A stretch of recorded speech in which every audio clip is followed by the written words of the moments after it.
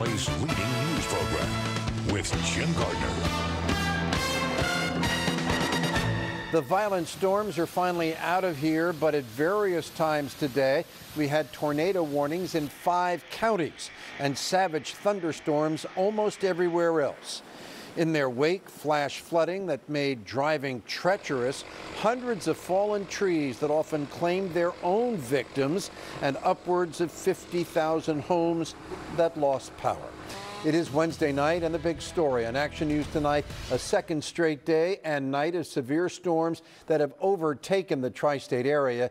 It seems that few locations have been able to escape this unstable system. And tonight, hundreds of trees are now either blocking roads or resting against homes or lying on top of cars.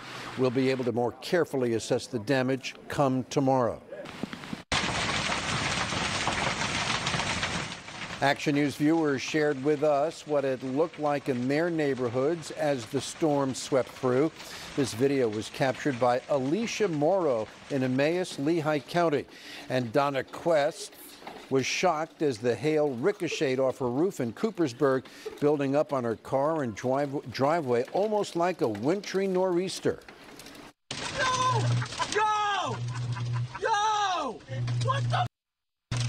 Justin Daniels sent us this video of being trapped in his car as electrical lines exploded on a utility pole in front of him. This was Telford, Montgomery County, and as the storm pummeled his vehicle with wind, hail, and rain. Down power lines proved to be another danger tonight, even after the winds and hail were done. An Action News viewer recorded this video of popping and sparking along Main Street in Phoenixville. The live wires were causing flames and burning front lawns. Even firefighters had to stay back until the wires were de-energized. The majority of remaining power outages are in southeastern Pennsylvania. PECO is reporting over 26,000 at this hour, while PP&L has over 2,200, mostly in Bucks and Montgomery counties. We've got a big team to help tell this story in detail tonight. Of course, meteorologist Cecily Tynan will have the very latest information from AccuWeather. Action News reporter George Solis is on the social media beat tonight. Annie McCormick is in Phoenixville with the latest conditions there. But first, Dan Cuellar is live in Doylestown. Dan, what have you seen tonight? Well, Jim, it almost leaves you wondering if locusts are next, because now, on top of everything else, there is heavy fog moving into the Doylestown area. So with no power and now heavy fog, it'll be very difficult to navigate around the area. This storm had a huge impact on the area. There are downed trees and power lines all through Doylestown, and most of the borough remains without power as crews work through the night to get it back on. Here's what it looked like when these storms blew through Bucks and Montgomery counties. This was just after 5 this afternoon on Route 309 in Hatfield. Daytime turned to night with heavy rain and lightning. This happening as tornado warnings were being sent out by the National Weather Service. Soon, there was flash flooding on roadways. This is Route 113 in Hilltown, shut down by police at Bethlehem Pike. Michael Humes got caught up in it. I was coming up the Northeast Extension, and the skies looked horrible. Yeah. So it was really bad. As we continued on into Montgomery County, we saw significant damage, and it was clear the storm took its toll in Telford. I thought it was World War III or something with all the hail. The hail was this big, and I got pictures of that. We lost a couple trees. We were scared. We took cover. I was terrified. Yeah. I have a lot of glass on the back of my house, and when the hail was hitting it, I was shaking. I thought every window was going to break. Authorities had to shut down a number of roadways due to downed trees and power lines throughout the area. In Doylestown, all public works personnel were being deployed with generators to power traffic signals. The powerful storms left many people here shaken. It's frightening. And there were some of those little pellets. Yeah. I guess they weren't as big as some people get, but it's still when it's whacking your house and stuff. Mm-hmm. It's pretty loud. Yeah, for sure. And as you can see here tonight in Doylestown, the fog continues to get heavier here as we progress through the evening. Central Bucks, by the way, Central Bucks School District says there will be a 2-hour delay for the start of classes tomorrow due to the power outage. That's if they get the power restored. Crews will be working through the night to restore power and clear a lot of these downed trees. Live here in Doylestown, Bucks County, I'm Dan Cuellar, Channel 6 Action News. Jim? Thank you, Dan. Let's switch live to Action News reporter Annie McCormick, who's in Phoenixville. Annie, as we have seen, the region lost a whole lot of trees tonight, but perhaps none more significant than one where you are. Jim, that's right. Not only is it a massive tree, it's also hundreds of years old. You can see it's still behind me. It took down power lines when it came down during those storms. That sparked a fire that almost spread to several homes. This massive tree knocked down in the center of Phoenixville during the height of this evening's storms here in the 1100 block of West Bridge Street. It was like this big thunderclap, and then I felt like my house was shaking, like literally. And I wanted to go outside to look, and I saw like a bunch of flashes. Those flashes from a fire that sparked when the tree took down cable, phone, and electrical wires. I heard really loud like crackling and like I don't know, like sparkling noises, and I looked outside and I saw like sparks coming from that person's yard where the wire had melted onto it, and there was just lots of smoke coming up from there. Across Chester and Montgomery counties, residents flooded 911 dispatchers early this evening. Here in Lower Frederick Township, Hendricks Road was blocked. Multiple trees were knocked down here in Salford Station Road and Colonial Drive. Wires also were pulled down. This one blocked the roadway, preventing Courtney Branham from getting to her parents. A tree fell on their home on Walnut Lane. I just wanted to make sure that they know there's people in the lane and that there's trees down, and in case there's active power lines or anything. So we just wanted to see how close we could get to them. Neighbor Kathy Callender trekked through the woods and flooded backyards to get to Walnut Lane to check on her neighbors, assessing the damage along the way. She's convinced this is the work of a tornado. I saw it all swirling. I ran in the house. It rained so hard you couldn't see in front of your face. And then the next thing I know, I saw all my patio stuff go up and down. And Jim, we should let people know that the couple that lives in that home where that tree fell on it were uninjured and are safe with neighbors tonight. Back here in Phoenixville, PECO crews have actually just responded again back out here on the scene. Hours ago, they did de-energize those lines. We're told, though, it still is going to take several days for people here to possibly get their power back and also to get this tree cleaned up. We're live in Phoenixville. Annie McCormick, Channel 6 Action News. Jim. Thank you, Annie. It was almost, well, it just seemed like a monsoon at the Jersey Shore tonight. The severe storm we've been tracking all day wasn't ready to move off the coast without dumping a torrent of rain first on Absecon, of course, bringing thunder and lightning as well. At Shore Road and Absecon Boulevard, cars were spraying water as they drove through the flooded intersection. And in Pleasantville, a similar scene. Cars had to slow down. They had a slow go of it driving down Shore Road, which was more like River Road for a time tonight. Action News reporter George Solis has been keeping track of all the information and video that you have been sending to us. We can tell you how much we appreciate all this activity on social media. George, what can you show us? Yeah, Jim, from hail of all sizes to trees toppling over, we really did see a wide range of storm activity and damage tonight. And people, as you mentioned, quick to post it online, for which we are always grateful. And by the looks of it, it looks like there's going to be a lot of work in the coming days. Even before the rain started falling, like here in Euclid, we've been flooded with your images and videos of storms barreling through our area. We saw dark, ominous clouds from a front porch in Fort Washington. What looks like a funnel cloud in Solebury slinking down from the sky. And hail in Hatboro, where a family gathered to watch from the safety of their front porch. It's hail like golf balls! Folks in Briningsville also saw hail on a garden, and in Macungie, it was the size of their house keys. One area particularly hit hard, according to our meteorologists, is Perkiomenville. That's where this surveillance camera on Christian Lewis's horse barn got nearly blown away in a gust of wind. In Doylestown, one viewer recording as a large tree in the backyard was blown over. Once the sun came out, the damage was cleared. It didn't hit any of the many houses it could have hit. Not to mention calls to insurance companies. Large branches doing some serious damage to this car in Chester County.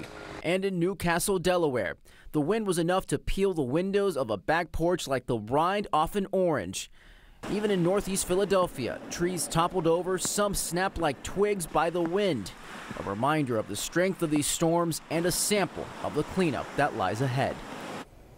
Again, the damage pretty extensive, and of course we are always thankful to our viewers for the pictures and video, but we do ask that if you choose to send us those videos that you do it safely and responsibly. Live from the Satellite Center tonight, George Solis, Channel 6 Action News. Jim. Thank you, George. It has been an extraordinary couple of days for meteorologist Cecily Tynan, with tornado warnings becoming almost routine. And Cecily, we're not necessarily out of the woods yet. Right? Not yet. 2 down, 1 to go, kind of getting a trifecta of severe weather. Now, the good news for tonight, double scan live showing the storms have rolled off the coast, but the damage has been done in many communities. Most of the damage really focused north of Philadelphia.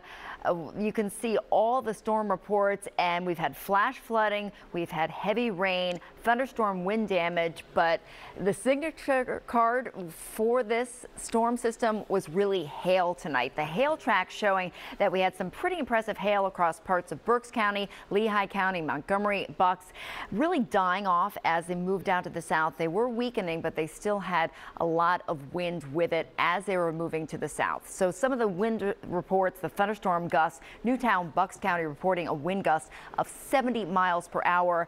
Bowie and the Delaware Bay west of Fortescue recording a wind gust of 66 miles per hour. Hamburg the same. Northeast Philadelphia missed out on the hail, but those winds whipping 59 miles per hour, causing a lot of tree damage. And in Wilmington, 58-mile-an-hour wind gusts. Now, tomorrow we are once again under the risk of severe storms with wind, hail, and even the potential for a tornado. I'll talk more about the timing of this coming up in the full AccuWeather forecast. Jim.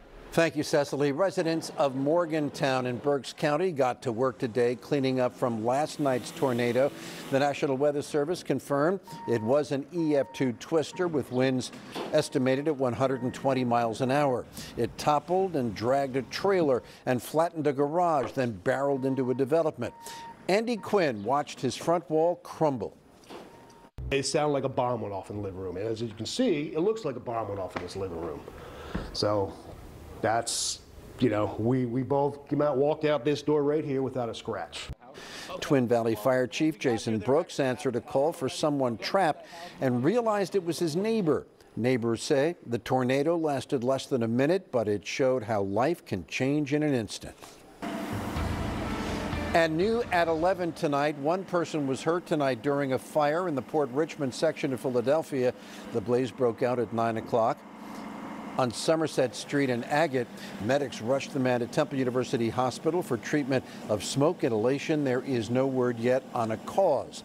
Philadelphia homicide detectives are investigating a murder tonight at 10th and Poplar in North Philadelphia. A gunman shot a 43-year-old man multiple times in the chest, arm, and face. There's no word yet on a motive, and there has been no arrest. Within the past 45 minutes, the Coast Guard has suspended the search for the plane that crashed off Cape May. A cell phone user captured the moments just before the plane hit the water. The FAA says there was only one person on board when the single-engine craft left Trenton Robbinsville Airport. Witnesses first thought the plane was showing off by buzzing the beach, and then they realized something was wrong and the plane hit the water. Next thing I know, all the lifeguards from Cape May proper down there were racing down the beach. Search teams removed a small pile of what may be debris from the plane. Officials say the plane was rented from a charter company at the Trenton Airport. And still to come on Action News tonight, special counsel Robert Mueller speaks for the first time about his report, and it's turned this political hot potato even hotter tonight. Also a final tribute to a fallen Pennsylvania state trooper who died in the line of duty. And Miracle Baby, she is the smallest infant to ever survive.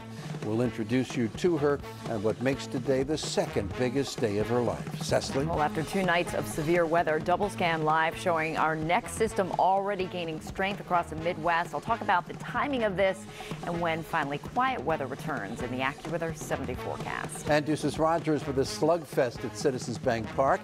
And we've got some great Bryce Harper highlights when Action News continues tonight.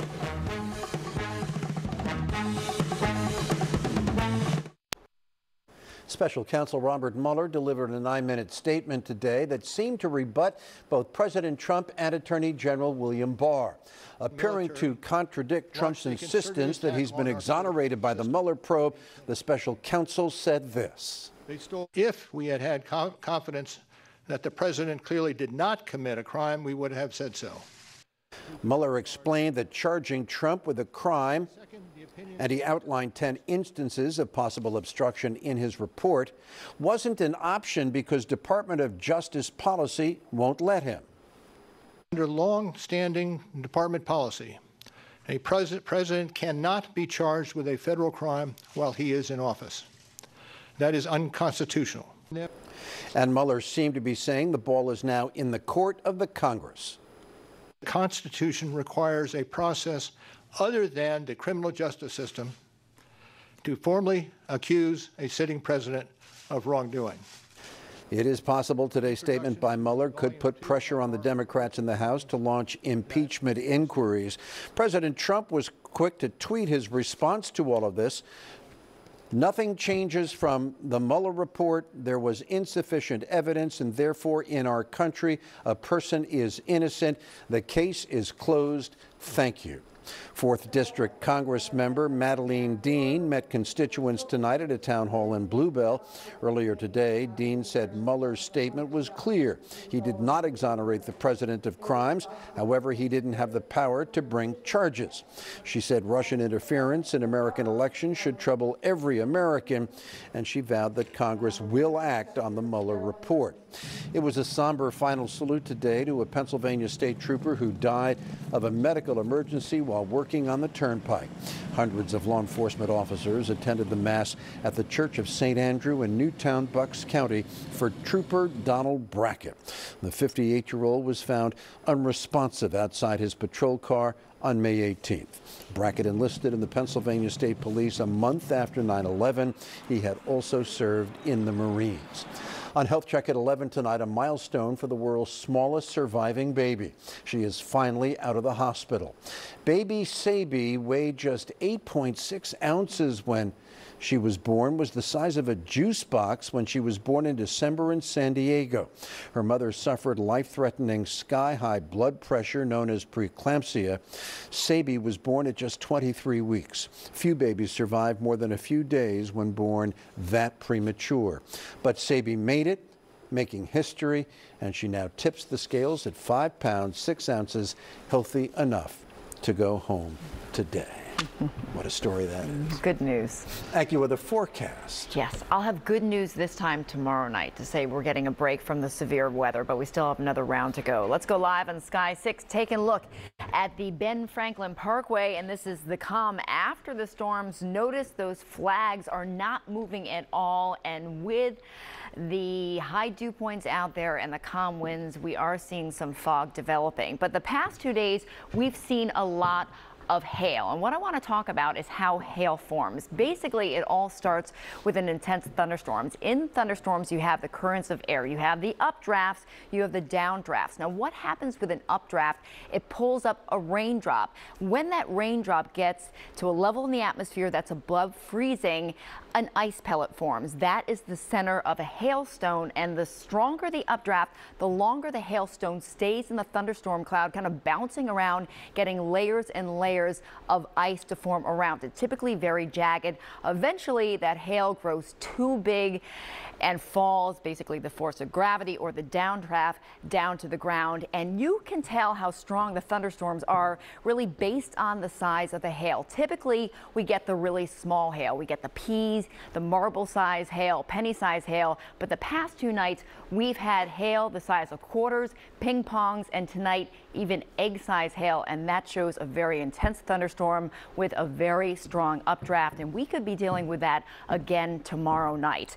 One thing I failed to mention, I apologize, during the evening shows, today was the first time we hit 90 degrees in Philadelphia, the warmest day of the year. That kind of flew under the radar, so to speak, and part of the reason why the thunderstorms were so intense, that buildup of heat and humidity. Even right now, it's warm, it's muggy out there. Philadelphia 70, Allentown 69, Cape May 65, and Wilmington 70 degrees. Visibility show that we do have some pockets of fog north of Philadelphia, Quakertown down to a half mile, Trenton and Pottstown less than a mile. So if you're traveling, in addition to a lot of the downed trees, you have to be dealing with the fog. Now, satellite and radar showing we're in a break between systems, but round 3 is really starting to generate some strength rolling across the Ohio Valley, and the timing for this looks very similar as to the timing of the storms yesterday and today. We start off no problems, just warm and humid at 8 o'clock. Lunchtime, bright sunshine, temperatures close to 80 degrees,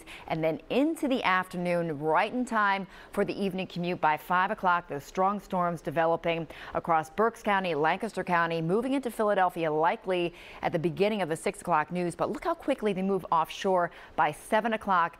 But like last night and tonight, hail, wind, and a possibility of some isolated tornadoes. So the exclusive AccuWeather 7-day forecast, we have an AccuWeather alert tomorrow afternoon, tomorrow evening for those strong storms. It'll be a warm 87 degrees. Friday, a breath of fresh air.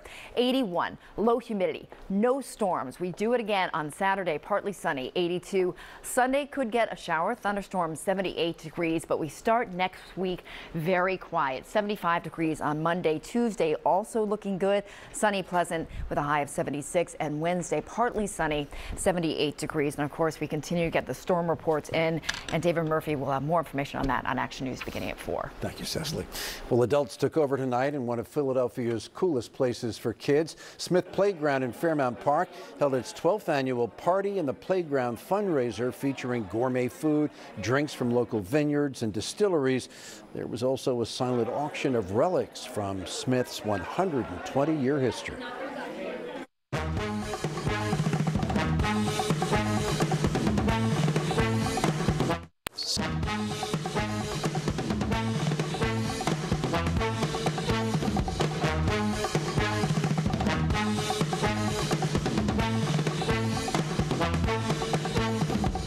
Cancer. It's very personal. At Cancer Treatment Centers of America, we use diagnostic tools that help us better understand what drives each person's cancer. Like Christine Bray. After battling ovarian cancer for several years, her test results revealed a drug therapy that targeted her tumor. Today, Christine's metastatic cancer is in remission. We're not just fighting cancer, we're outsmarting it. Learn more at cancercenter.com/Philadelphia. Action News Sports is sponsored by your Philadelphia Tri-State Cadillac dealers, offering the first ever Cadillac XT4 crossover. Weather forced a delay of the Phillies game, but once they started, fireworks. Yeah, the bats remained hot, Jim. The Phillies have been on quite a roll. 4 wins in their past 5 games. Yesterday, they gutted one out against the Cardinals. Same 2 teams tonight with the ace Aaron Nola on the mound. He gets more than enough offense. 3rd inning, Bryce Harper. Opposite field manpower, 2-run shot, his 10th of the season. 4-zip fills, Harper 4 RBI on the night. 5th inning, the big inning. Scott Kingery, 2-run shot. He's getting more playing time with the Odubel Herrera situation. It's an 8-1 lead. Next batter, next pitch. Maikel Franco. The Phils go back-to-back, his 8th of the year, 9-1 Phils. Later in the 5th inning, Andrew McCutchen. 3 home runs for the Phillies in the frame. Right now, they lead this one 11-2, 11-3 right now. We are in the 8th inning. Just won 11-3. All right, the Eagles took a break from OTAs today. They used the time off to do some good. The team helped refurbish a playground in the Frankfurt section of Philadelphia. OTAs will resume tomorrow. All eyes will be on Carson Wentz. He has turned heads this offseason with his mobility and his accuracy with the football. Big things are expected from Wentz now that the knee and back issues are behind him. Wentz's teammates say they know what he's capable of doing. Carson is an incredible player. He has a number of things that lend themselves to the caliber player he is. Not only can he throw the ball and make all the throws necessary, but he's incredibly smart, cerebral guy. He's got the work ethic, he's got the drive. He's got all of it. So I have nothing but high expectations for Carson Wentz in this offense. Still ahead here in sports, the Union take on MLS's worst team with mixed results. Plus, as former Nova star Kyle Lowry prepares for his first NBA Finals, he recounts his time on the main line. The NBA Finals here on 6 ABC will get underway tomorrow night. The upstart Raptors are trying to dethrone the mighty Warriors. Toronto is led by former Nova standout Kyle Lowry. He shares some of the lessons Jay Wright taught him that he still incorporates today.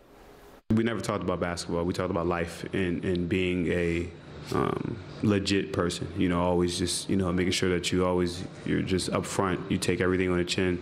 You be legit. If you make a mistake, apologize. Kind of just accept everything. Accept everything as a man and bounce back from it. If anything negative, just bounce back, take it, and keep going. And I think those are things that stick with me today. Game 1 tomorrow night at 9 p.m. here on 6 ABC. Game 2 of the Stanley Cup Final in overtime. St. Louis's Carl Gunnarsson with a nice slap shot. The Blues top Boston 3-2. This series is tied at a game apiece. Let's kick it Union and Rapids tonight. 26-minute no-score Sergio Santos. You score, you get to cut a rug, or do the hip kids say bust a move? Which is it, Jim? Whichever you like. 1-0 Union, 72nd minute. The Rapids get the equalizer. Jonathan Lewis. We've got a Jonathan Lewis on staff here. Check to see if they're related. The Union get a point as this one ends in a 1-all tie. That's sports. I don't think so. Jimmy Kimmel Live next on Channel 6. I'm mirroring the